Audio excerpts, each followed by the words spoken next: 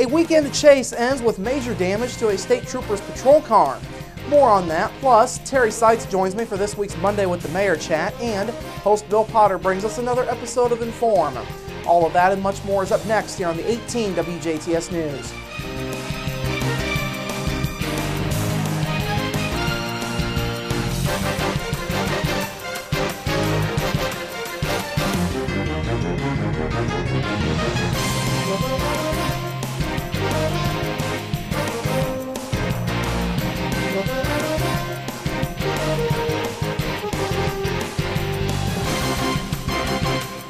Hello, I'm Bradford Raths. We begin with a Birdseye man jailed over the weekend after he led police from an accident scene onto a high-speed chase.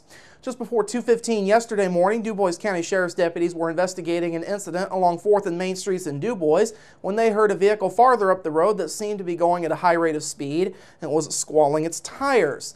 The vehicle, which was being driven by 19-year-old Clayton Kern, soon closed in on where deputies were at a high rate of speed. Deputies tried to stop the vehicle, but Kern ignored them and accelerated through the intersection, nearly hitting one of the deputies. During the ensuing police pursuit of Kern, a state trooper who was assisting ran off of the roadway and into a tree. Sergeant Philip Hensley with the Indiana State Police Jasper Post says the patrol car was reported as a total loss. However, he says the trooper was not hurt as the car hit the tree with the driver's side door rather than head-on.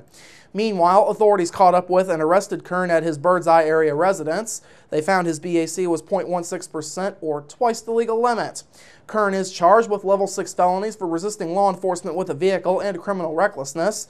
He also faces misdemeanor counts for criminal mischief, OWI, and minor consuming, and was cited for disregarding a stop sign. The news just keeps getting better for unemployment both in DuBois County and all across the state. According to May numbers released this afternoon by the Indiana Department of Workforce Development, DuBois County still has the state's lowest unemployment rate. However, that rate did creep up 0.3% up to 3.2%. Indianapolis suburb Hamilton County remains in second place this month with an unemployment rate at 3.4%. Among other area counties, Davies County came in 6th lowest at 3.7%. Spencer County made their first appearance in a while in the top 10 this month. They're tied for 7th lowest at 3.8%. Warwick and Pike County both came in at 3.9%. Martin County 4%. Perry County 4.5%. Crawford County 5.6%. And Orange County had our area's highest unemployment at 6%. Vermilion County once again had the state's highest unemployment rate, which was at 7.1% in the month of May. Now, overall, Indiana's unemployment rate is down 0.3 to 5.1%. The DWD says the state's unemployment rate has dropped by 3.3% since January of 2013 and 5.7% since July of 2009, both of which are third best in the country. The state added 9,700 private sector jobs in May, and since the beginning of this year, the state has added 29,400 private sector jobs. Indiana has seen 289,100 private sector jobs be added since the state's low point of employment back in July of 2009.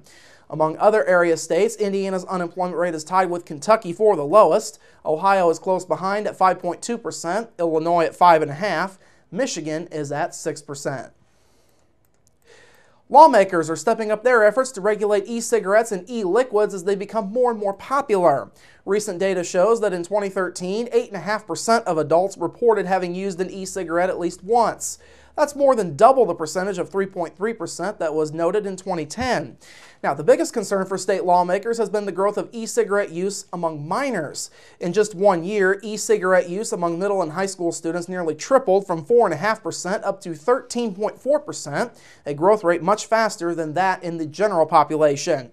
Now, in this past session, the Indiana General Assembly approved a Senate Enrolled Act 463 and House Enrolled Act 1432, both aimed at curbing the problem. Senate Enrolled Act 463 requires e-cigarette sellers to receive a tobacco sales certificate from the Alcohol and Tobacco Commission, thus putting e-cigarettes in the same certification regulation statutes as tobacco products. Meanwhile, House Enrolled Act 1432 defines e-liquid as a substance that is intended to be vaporized and inhaled using a vapor pen, which is different from an e-cigarette.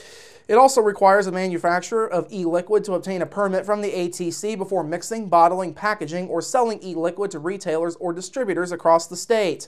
District 48 Senator Mark Messmer says the new laws require e-cigarette liquid or gel and vapor pen e-liquids to be sold in childproof packaging, thus making everything safer. Permitting, manufacturing, and packaging requirements for vapor pen e-liquids in House Enrolled Act 1432 will ensure that the products are produced in safe conditions for legitimate commercial purposes and can be safely handled by consumers. With these new laws, we'll be able to track e-liquids back to the source of production, regulate e-liquid manufacturing, and address public safety concerns in our state. As always, you can contact Messmer's office directly with your questions and concerns.